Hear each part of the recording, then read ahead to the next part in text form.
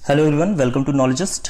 आज हम बात करने वाले हैं एडीबी ने लोन अप्रूव किया है सीकेआईसी प्रोजेक्ट के लिए। इसके बारे में समझेंगे। ये सीकेआईसी प्रोजेक्ट जो कि तमिलनाडु में है, इसको एडीबी ने कितना लोन अप्रूव किया है ये समझेंगे, और इस लोन से सीकेआईसी को क्या क्या फायदे होने वाले हैं इसके बारे में डिस्कस करेंगे। और अंत में एडीबी के बारे में समझेंगे कि एडीबी का जो प्रेसिडेंट है वो कौन है, एडीबी के जो हेडक्वार्टर हैं वो कहाँ पर है। ये सारी जानकारी आपको इस लेक्चर में उपलब्ध हो जाएगी। तो चलिए शुरू करते हैं। नमस्कार दोस्तों, मैं हूं सौरभ पांडे। आप कोर्स में एनरोल करना चाहते हैं आरआरबी जीबीओ स्केल 2 स्केल 3 के, तो आप knowledges.in पर जाके कोर्स में एनरोल कर सकते हैं। और अगर आप चाहते हैं फ़ोन से एनरोल करना तो नॉलेजेस ऐप को डाउनलोड कीजिए, देन फिर इसको आप एनरोल कर लीजिए। चलिए एक बात और बता देता हूँ, टेस्ट सीरीज हमारी लॉन्च हो चुकी है। आप test.knowledges.in पर जाकर के टेस्ट को परचेज कर सकते हैं और 40 टेस्ट का प्रैक्टिस कर सकते हैं विद 999 रुपीज़ के। अगर आप चाहते हैं इसमें 10% डिस्काउंट मिले तो आप 10% डिस्काउंट यूज़ कर सकते हैं। कोड को यूज़ कीजिए, 10% डिस्काउंट आपको अवेलेबल हो जाएगा। SP10 कोड है।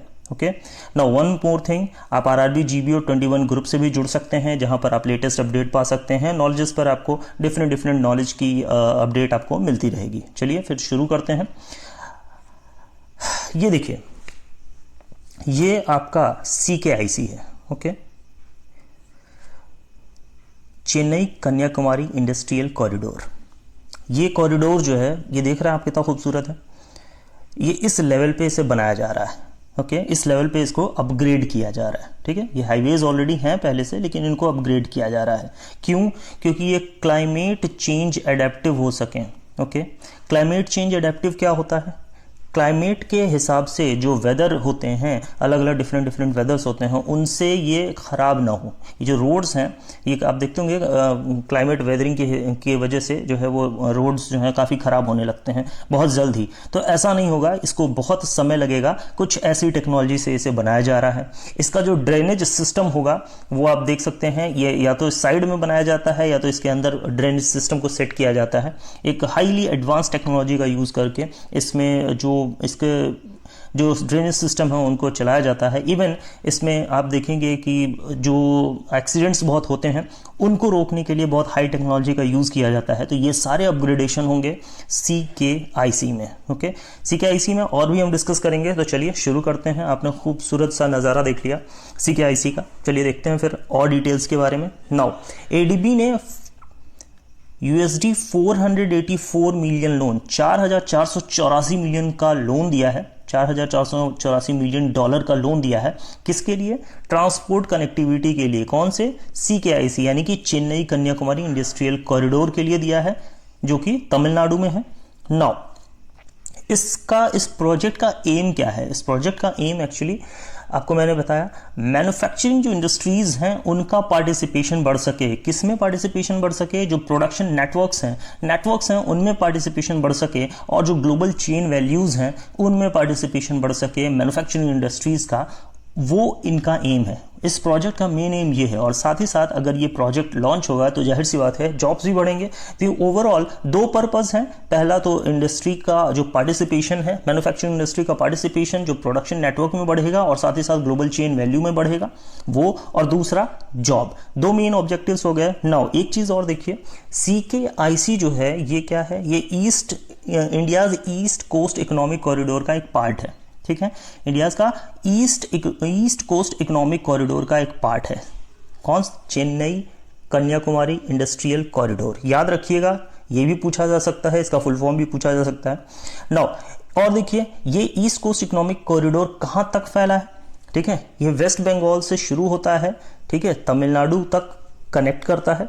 और ये क्या चीज को कनेक्ट करता है, मतलब किस लिए इसको बनाया जा रहा है? इस कॉरिडोर को क्यों बनाया जा रहा है? तो आप देखिए, प्रोडक्शन नेटवर्क्स को ये कनेक्ट करता है। किधर से? साउथ ईस्ट और ईस्ट एशिया से इनको कनेक्ट कर देता है, ताकि जो भी प्रोडक्शन नेटवर्क्स हैं वो यहां से इसके थ्रू कनेक्ट हो सकें। आगे देखते हैं, आपको मैं एक डायग्राम दिखाता हूं। ये देखिए, ये कोलकाता है, यहां से विशाखापट्टनम ये एक फेज में बनेगा। फिर विशाखापट्टनम से चेन्नई, ये पूरा आपका क्या है? देखिए, ईस्ट कोस्ट इकोनॉमिक कॉरिडोर है। ये पूरा आपका ईस्ट कोस्ट इकोनॉमिक कॉरिडोर है। ठीक है, नाउ आपको मैंने बताया ये आपका विशाखापट्टनम से कोलकाता, ये एक फेज में बनेगा, दूसरा विशाखापट्टनम से चेन्नई दूसरे फेज में, और तीसरा ये चेन्नई से कन्याकुमारी। ठीक है, ये इस अलग अलग फेज में बनेगा। नाउ फर्स्ट फेज ये है आपका, आप देखना है फर्स्ट फेज आपका ये है विशाखापट्टनम चेन्नई इंडस्ट्रियल कॉरिडोर। इसको बोला गया Visakhapatnam Chennai industrial corridor, VCIC। ये फर्स्ट फेज में बन चुका है। ठीक है, अगला अब क्या बन रहा है, ये बन रहा है चेन्नई टू कन्याकुमारी, यानी कि CKIC बन रहा है। और नाउ थर्ड फेज कौन सा होने वाला है, Odisha West Bengal industrial corridor, OWIC। ठीक है, आई होप आपको क्लैरिटी अब हो गई होगी कि ये कॉरिडोर है कहां पर और कैसे कैसे गया है। आगे देखते हैं। नाउ अब इनके की हाइलाइट्स जान लेते हैं। आपको जो मैंने अभी बताया 590 किलोमीटर्स होंगे, जो अपग्रेड हो रहा है CKIC वो 590 किलोमीटर्स है अपग्रेड करने के लिए। और ये जो 590 किलोमीटर अपग्रेडेशन है उसके लिए कितना दिया गया है, $484 मिलियन दिया गया है। ओके, $484 मिलियन रुपीस का जो है वो सप्लाई किया गया है ADB द्वारा। नाउ एक चीज और जो मैंने आपको पहले बताया, क्लाइमेट चेंज एडेप्टेशन है इसका, ये चीज देख करके बनाया जाएगा। खासकर इंप्रूव्ड ड्रेनेज सिस्टम होगा इसका। ठीक है, जो भी ब्रिजेस हैं जो छोटे बड़े हैं जो गड़बड़ हैं वो सारे ब्रिज को रीसाइज करके उसको सेट किया जाएगा, एक प्रॉपर नॉर्म्स के तहत उसको लाया जाएगा। एक और चीज देखिए, रोड सेफ्टी इंप्रूवमेंट प्रोग्राम्स भी इसमें इन्वॉल्व किए जाएंगे, जैसा मैंने आपको बताया, और वो भी एडवांस टेक्नोलॉजीज के साथ इंप्रूव किए जाएंगे। ठीक है, ये सारी चीजें इसमें इन्वॉल्व होंगी जैसा कि मैंने आपको पहले बताया। नाउ अब ईस्ट इकोनॉमिक कॉरिडोर के बारे में जान लेते हैं। आपको मैंने अभी फिगर दिखाया ईस्ट इकोनॉमिक कॉरिडोर का।